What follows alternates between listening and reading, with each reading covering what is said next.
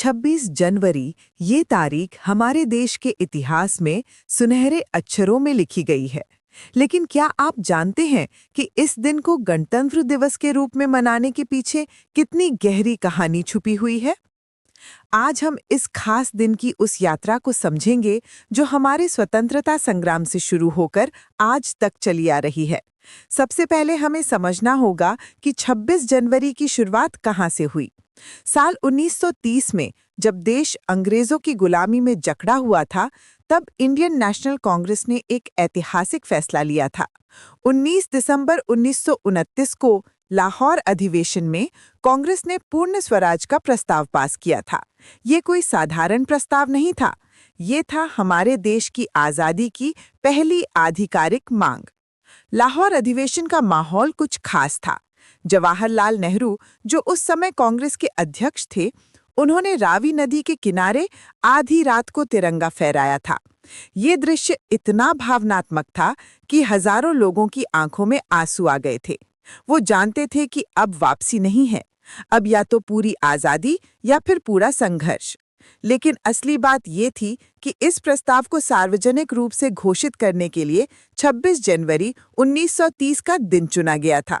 उस दिन पूरे देश में स्वतंत्रता दिवस मनाया गया था। हाँ, आपने सही सुना। 15 अगस्त से 17 साल पहले ही हमने 26 जनवरी को अपना स्वतंत्रता दिवस घोषित कर दिया था। ये दिन सिर्फ एक तारीख नहीं था, बल्कि हमारे संकल्प का प्रतीक था। उस समय की परिस्थितियों को समझना जरूरी है। अंग्रेज सरकार भारत को डोमिनियन स्टेटस देने की बात कर रही थी, लेकिन भारतीय नेताओं को लगा कि यह पर्याप्त नहीं है। डोमिनियन स्टेटस का मतलब था कि हम अभी भी ब्रिटिश क्राउन के अधीन रहते। महात्मा गांधी, जवाहरलाल नेहरू और अन्य नेताओं ने महसूस किया कि अब समय आ गया है पूर्ण आज़ादी की मांग करने का। दरअसल लॉर्ड इरविन के साथ हुई बातचीत में जब ये स्पष्ट हो गया कि अंग्रेज जल्दी डोमिनियन स्टेटस देने को तैयार नहीं है, तो कांग्रेस ने अपना रुख बदल दिया। पूर्ण स्वराज का ये घोषणा पत्र बहुत ही भावनात्मक और प्रेरणादायक था। इसमें कहा गया था कि भारत अब अंग्रेजी शासन को स्वीकार नहीं करता और पूर्ण स्वतंत्रता चाहता है। ये घोषणा सिर्फ राजनीतिक नहीं थी, बल्कि सांस्कृतिक और भावनात्मक रूप से भी बहुत महत्वपूर्ण थी। इसने लाखों भारतीयों के दिलों में आज़ादी की आग जला दी।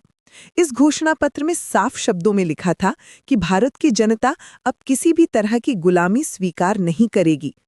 26 जनवरी 1930 के बाद से हर साल ये दिन स्वतंत्रता दिवस के रूप में मनाया जाने लगा। लोग इस दिन तिरंगा फहराते, जुलूस निकालते और स्वतंत्रता के लिए अपना संकल्प दोहराते। गांवों से लेकर शहरों तक हर जगह लोग इकट्ठे होते और स्वतंत्रता की शपथ लेते। बच्चे, बूढ़े, औरतें, मर्द सभी इस दिन को बड़े उत्साह से मनाते। ये परंपरा 15 अगस्त 1947 तक चलती रही। फिर जब 1947 में हमें आज़ादी मिली, तो 15 अगस्त हमारा इंडिपेंडेंस डे बन गया। लेकिन 26 जनवरी का महत्व खत्म नहीं हुआ। जब हमारे संविधान निर्माताओं ने सोचा कि संविधान को कब लागू करना है, तो उन्होंने 26 जनवरी का ही दिन चुना। ये कोई संयोग नहीं था।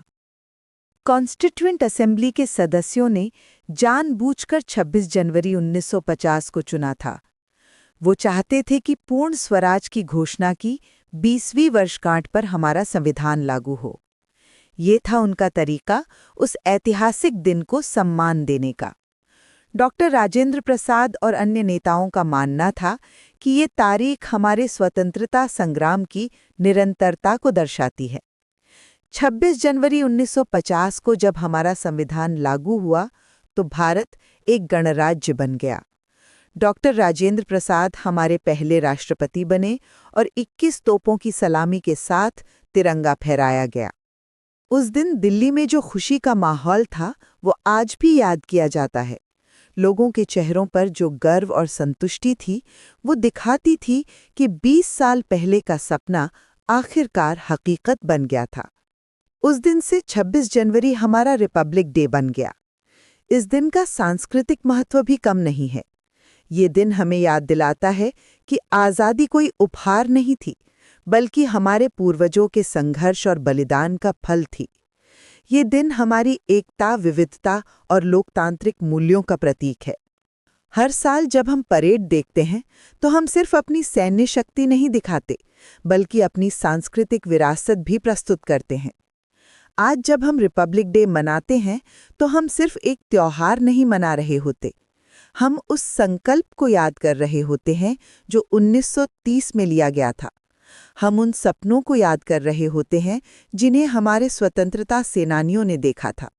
और सबसे महत्वपूर्ण बात यह है कि हम अपनी जिम्मेदारियों को भी याद कर रहे होते हैं। 26 जनवरी का ये सफ़र पूर्ण स्वराज की घोषणा से लेकर गणतंत्र तक हमारे संघर्ष और इतिहास का अद्भुत प्रतीक है।